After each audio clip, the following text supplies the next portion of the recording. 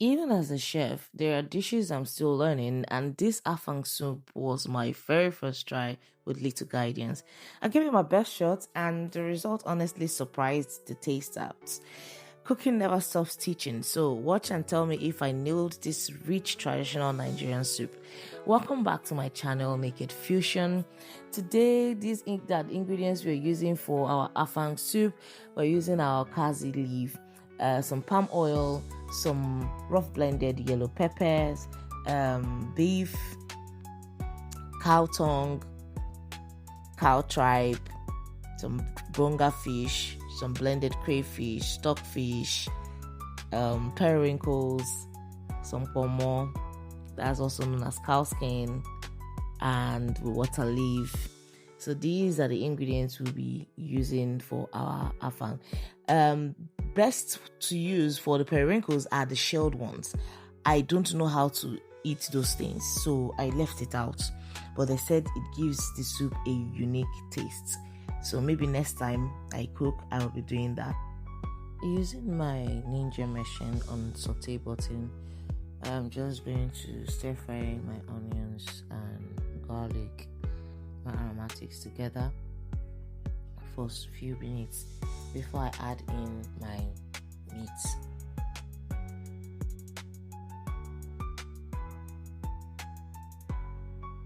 So I'm adding my tripe, and then I'm adding my cow tongue and cow beef together.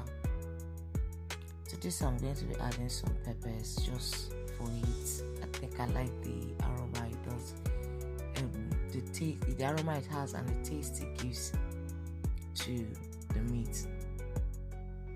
I'm going to add just little seasoning cube because I already have beef broth from previous cooking, and I'm going to just pour that in here instead, and use that broth that I've used before. I just added a little seasoning to this, and I'm going to add that broth.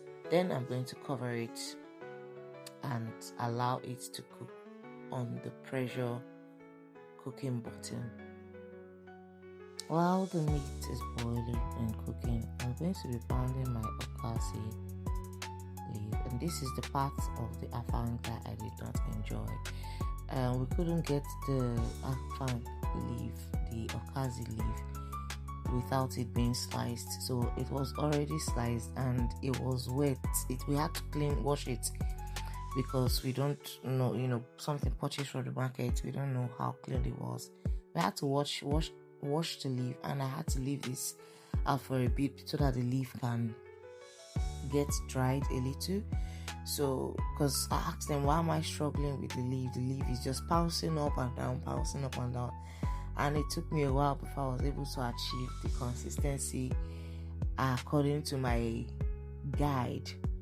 So this took a lot of time. I didn't like this. In fact, for this purpose, I said I wasn't going to make this soup again, so I had to continue that. At this point, our meat was ready. You can see the meat, and now I'm going to start preparing it for the afang. So adding my yellow pepper at this point. This yellow pepper is a very key ingredient for this particular soup. It gives it a very unique taste. It's a game changer. So I've added that. In fact, yellow pepper in most of your food gives it the original one, the one that has that fragrance. It gives it a very nice taste. So to that I'm adding my stockfish. We don't want too much water in the afang. That's another thing I was taught. We don't want too much water in the afang, but we do want the sauce base of this meat to have this thick, rich consistency. So I've added my stockfish to this, and I'm just going to mix that up. I'm going to use my ninja machine to bake this soup. I'm not transferring it to the stove because there's a saute button, and that works perfectly well. It's on high, you can see it's bubbling. So that I'm adding my broken bonga fish to this. So now you can add whatever fish you want, however you want it. I'm just making a base for my soup.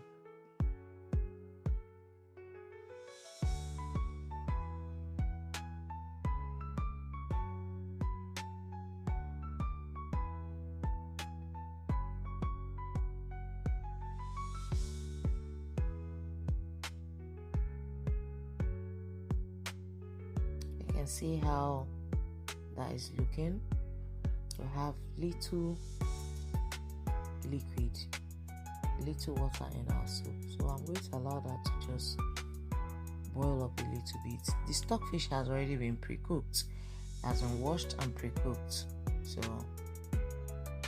when you're using yours, please wash and cook yours, or you can cook it along with the meat. I just didn't want it to scatter or disintegrate too much while in the soup.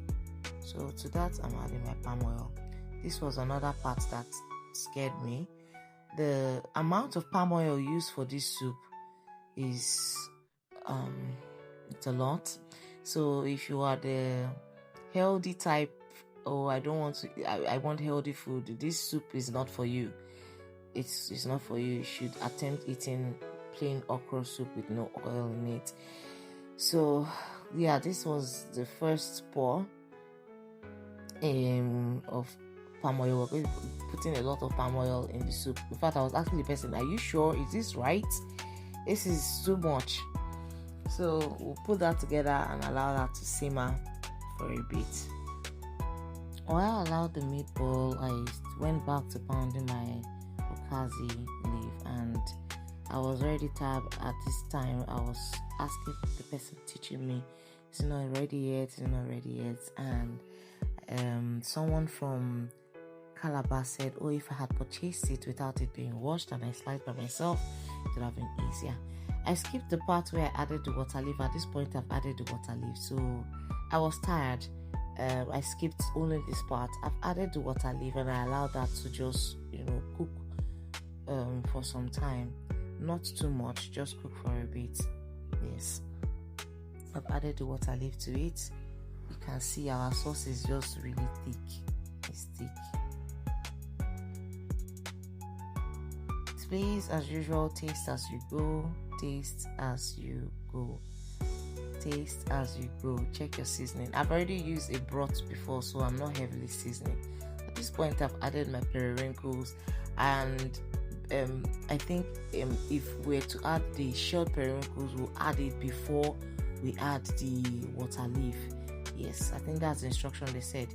So to that, I've added my okazi leaf. You can see what it looks like. We had to pound it, and then they asked me to add more palm oil and allow that to simmer. I heard if you do not add more palm oil, the leaf would turn black, something like that. I don't know how true that is. Like I said when I started this video, people from that cook this soup, this is your traditional soup, your native soup, let me know if I nailed this or not. I'd like to hear corrections. I'd like to get feedbacks on what I'm doing wrong, what I didn't do wrong. I'm a chef. I'm still learning.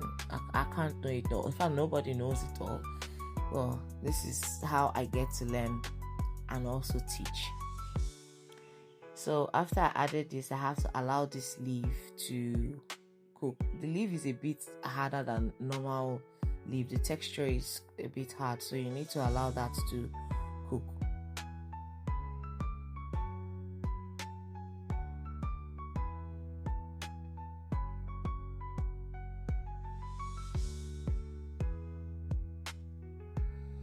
So taste as you go.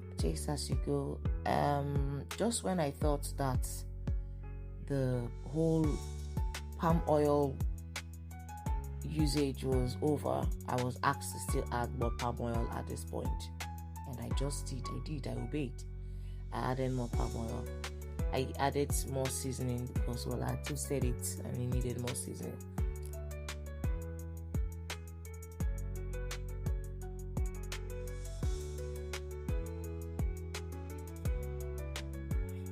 Really, you guys should let me know if this is it. Like, it has to have this much of palm oil. That's a lot. So final seasoning, I'm adding some more crayfish, the rest of the ingredients that needs to be added, just adding everything, salt and all that, and then I'm just going to mix that up and allow that cook.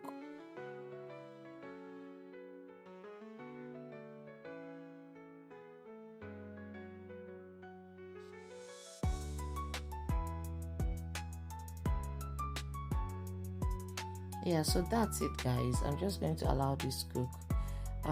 As always, thanks for watching to this point. If you're watched to this point, I'd like to hear from professionals on this soup, how it's supposed to be cooked. I'd like to get your feedback and how this soup is supposed to be cooked. If you haven't subscribed to my channel, please hit the subscribe button so that you can get notified when I put up a video. This is a channel that I've created for us to learn and for us to, when I say us, I mean including myself. I'd like to hear from you in the comment section. So that's it. We served this soup with semo, and when I tasted it, I don't know, to me it was just okay, but to the person who taught me, she was like, wow, it's been so long, it's so good. And I think I had another taster, and the person was like, oh, the shelled, you should have used the shelled periwinkles, and when you want to reheat the food, you'd add some palm oil at that point, so that when you are reheating the food, the palm oil is not just floating, on top. I've got comments, but I still like to hear from you how this is supposed to be cooked. So that's it, guys. Like I said, subscribe, share, and hit the like button. Until next time, keep exploring. Bye.